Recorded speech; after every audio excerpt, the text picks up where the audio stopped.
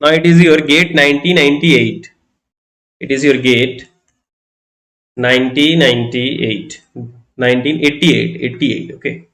In 1988, they are asking. In gate 1988, they are asking. The question is quicksort.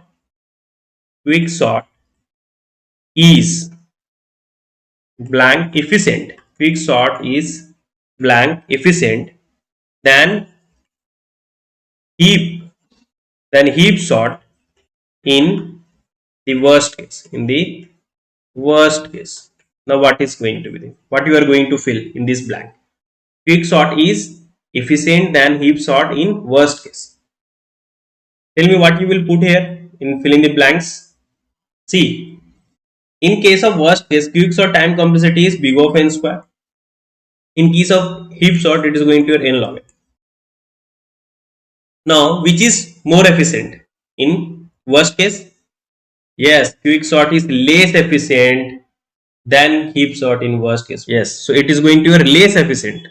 Less efficient. Okay.